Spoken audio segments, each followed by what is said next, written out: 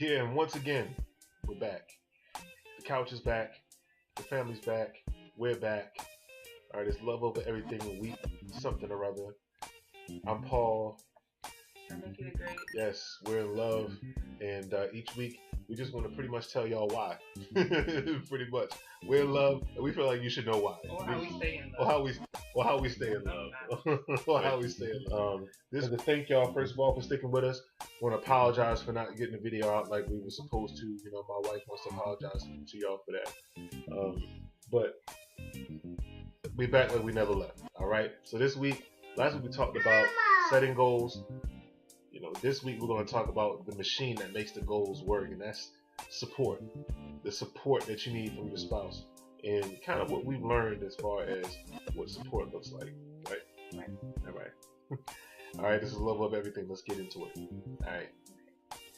One of the things that Paul and I came across early in our relationship was that the things that make us feel validated look different. So what he needed from me looked different from what I needed from him. Mm-hmm. And until we learned that, it was very hard to make the other one feel validated or like we were all in. Like Paul needs words. Like he needs to, cause in my mind I'm like, well, I mean we're together, so we're talking about getting married, so of course I love you. Like, why don't you need to say it all the time? Of course, just without getting too personal. Of course, in my mind, I just figured he would assume that I felt this way because we were together. I feel like that was all that was needed. But he needed to hear it. Like he needed to hear, oh baby, I love you. Oh baby, you look nice today. Like he needed to hear those words from me. Whereas with me, you could tell me. You could tell me things all day long, but if I don't see actions to back it up, then I don't feel like you're all in. Then I don't feel validated. So it took some time for us to learn that about each other, and as we progressed, I know what he needs to hear in certain situations, and just like he knows what I need to hear in certain situations. Right. And we're still learning. Right. And so it came up when we started talking about support. Right. And see, because that's the interesting thing about support. Like what we're learning about support is that it is as individual as a fingerprint, or as a snowflake. Like the mistake that I've made, and for real, I feel like a lot of people make this mistake, is you go into a situation, you go into a relationship, and because we're all products of our pasts to some extent, you go into a relationship doing what, like as men, we go into a situation doing what women want. You know what I mean? Like we do what women want. We buy the things for our women initially because that's what women want. You know what I'm saying? But support is not that way. It's not about doing what women want. It's about doing what my woman needs. You know what I mean? It's about giving her what she needs in order to feel like she's supported, in order to feel like she's superwoman. Like Nikki's a super intuitive person. Like she's so intuitive.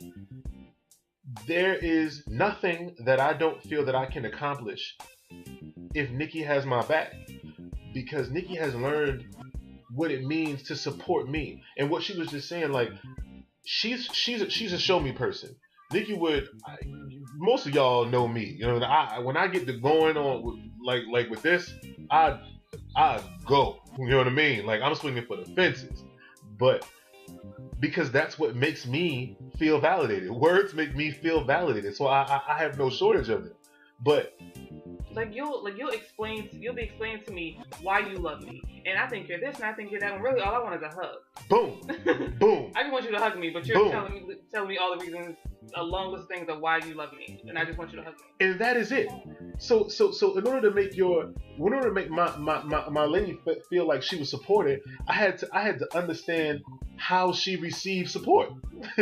You know what I mean? And it is something that goes against something that I would normally do. I just want to tell her how much I love her. I want every time I want to give her support, I want to write her a 4-page verbal letter. That ain't gonna get it done. And then you want to read it to me. And then I want to read it to her. Would you like to hear yourself talk? I do. I love to hear myself talk. But she don't need that. She needs me to shut up, hug her. It's gonna be okay, and move forward. You know what I mean? Like that's what she needs. And if you want to make your mate feel supported, I feel like you've got to first learn what language they're speaking. And there was a book I know everybody knows about it called The Five Love Languages. I thought it was pure, whatever, before I read it. But as I read it, it just makes complete sense. Because until I learn how Nikki receives affection, I'm trying to speak to her in a language she can't understand, and what it does is it winds up leaving me frustrated, and the both of us frustrated. So we talked about goals last week. This week we're talking about how to support each other to make those goals happen. I truly feel like there's nothing that we can't do as a couple once we learn truly what it means to be supportive of one another and support the other person the way they need to feel supported. So, like I said, man, this is fun for us because we get to we're not love experts, we're not counselors, we ain't your pastor, y'all ain't gonna charge you by the hour, but we feel like we. I mean, we just feel like we've learned certain things, and why not pass them on? All right, man. So we see y'all next week. All right, we apologize for the delay. Thank y'all for rocking with us. All right, and as always, we live God over we, you over me, and love over everything. All right, holla at y'all next week. Peace.